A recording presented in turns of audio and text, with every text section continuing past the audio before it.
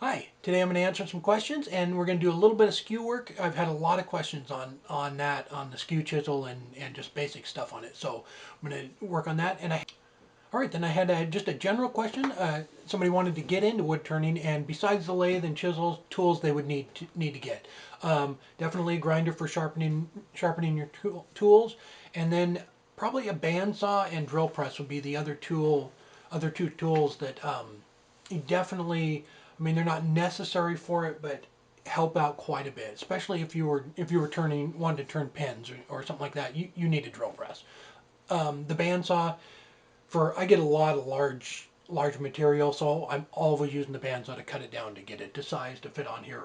The over the bed's I think 5.5. So if I have a 12-inch piece or something, I need to trim it down, and you need a bandsaw to do that. It's a pain on any other tool. So it comes in very handy. Drill press and grinder are definitely three tools that you would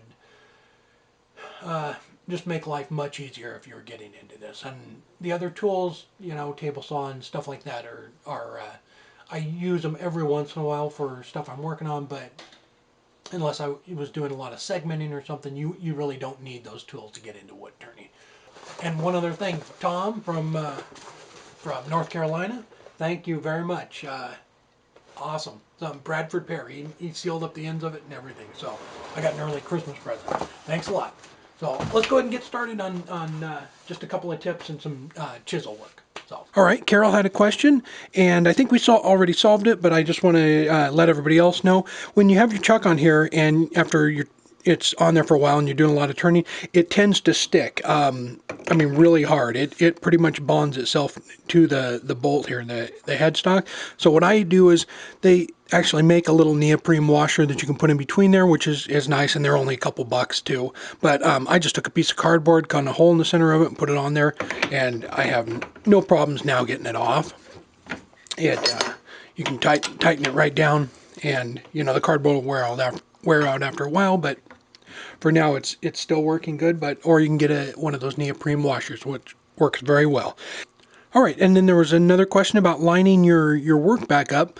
So these are numbered. Your jaws on your Novichok, you can see that it's numbered right there, 1, 2, 3, and 4. So this is the piece I was working on last week.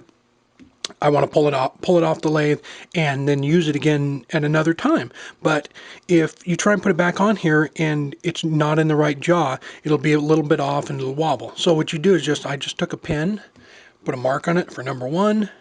So I always know that it's going back on to number 1.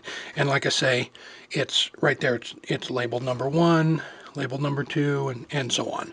So those are just a couple quick things, and that's the easy way to always line your work back up and not have your chuck weld itself to your lathe. All right. So I'm still getting a lot of questions about the skew, so I'm going to go over just some of the basics real quick.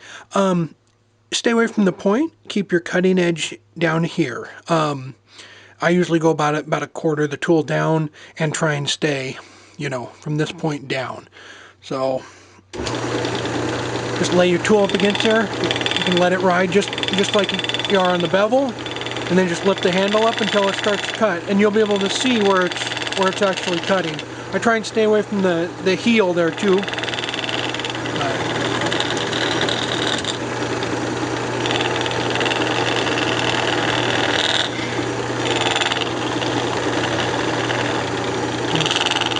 Work our way down and get it trued up.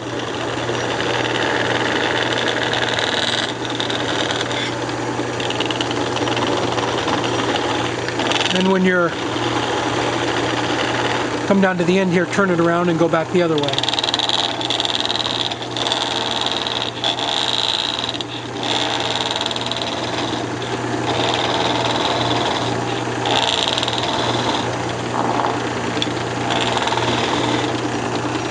Then you can come down and go back.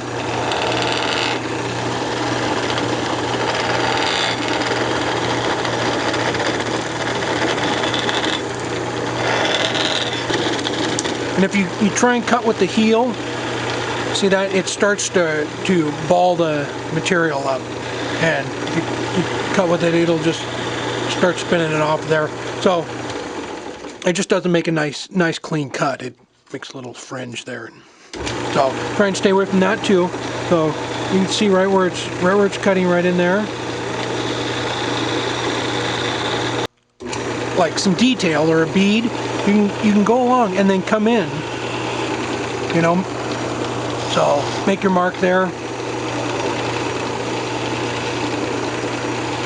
Come in and just use the heel to do something like that. Come in on the other side.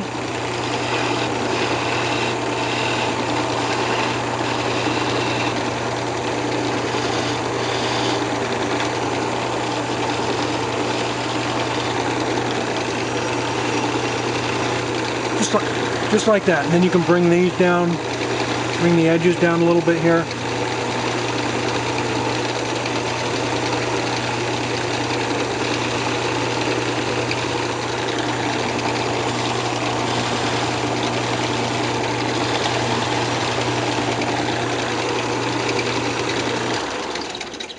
Just like that. And it makes, you can see that it's a nice, clean, smooth cut.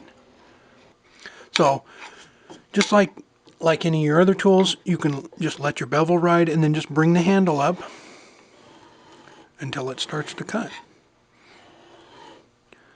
You know, just leave it on there. Just slowly bring the handle up, and there you go. Just don't try and take off too much at a time. Just nice and slow, and then just stay away from your point up there. Okay, and I was playing around with my my Easy Wood tool too, and I'm going to back that tool rest up just a little bit. This thing's pretty beefy, but you can cut nice little beads with this. Just roll it up on its side.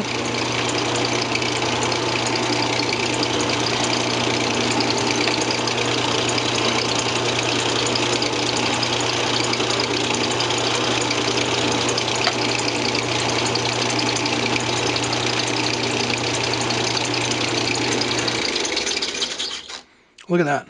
And that's a nice smooth cut too. Nice and clean. Alright, so let's just do another one over here.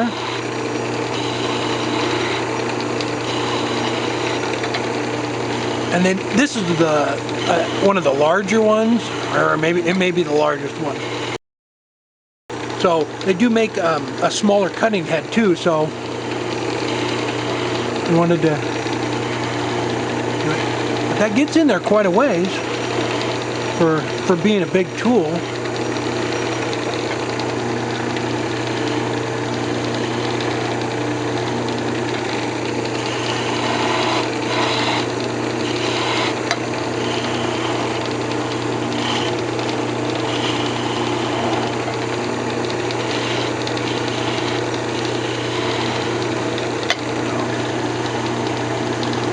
Even something like, you know, like this will cut. So, and you can see what I think you can see that. I think you can see that, what a nice clean cut that makes, nice and smooth.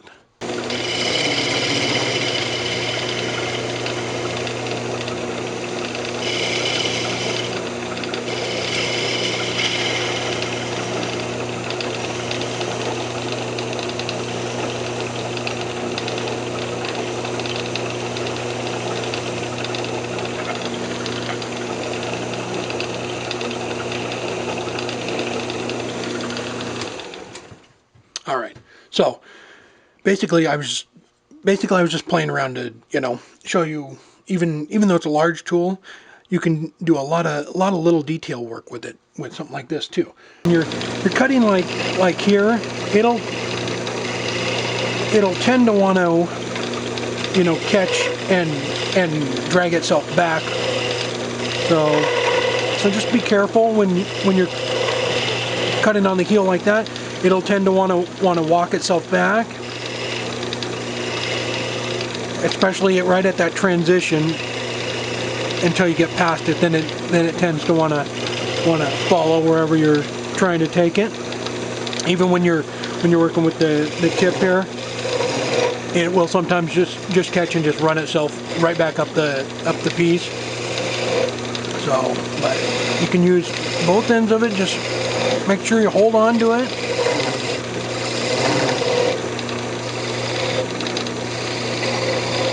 And just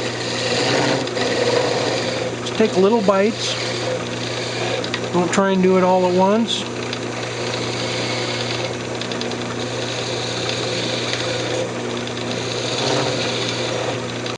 The other tool, or the skew. Just you can use the skew to do the same thing.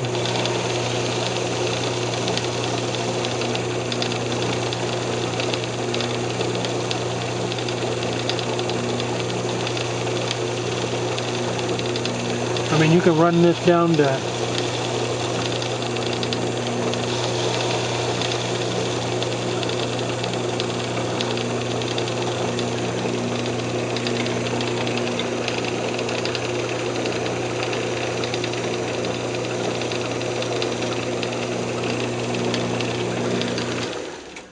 so you can see how thin that is. So you can see, I mean, you can get it very thin. Just support it with your finger. Keep your, you know, when you're reaching over the lathe like that, be extremely careful. Keep. I took my coat off when I was doing that. You don't want to get your jacket or shirt or anything else caught up in that chuck and suck you into the lathe. So I hope that helped. Just with the skew, just practice.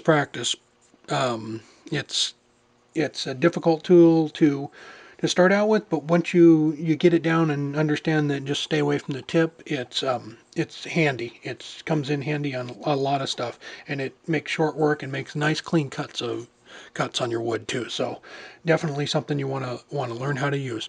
But I will refer you to Bob Ham. I will put a link in the down below in the description. He does an awesome I think it's an 8 video series on using the skew chisel and different kinds of skew chisels. So definitely go check his videos out. He's an excellent turner. So I will put a link in the description below for that too. So. All right, I hope that helped. And like I said before, go check out Bob's videos. He does a great series on skew chisel and different kinds of chisels and or different kinds of skew chisels.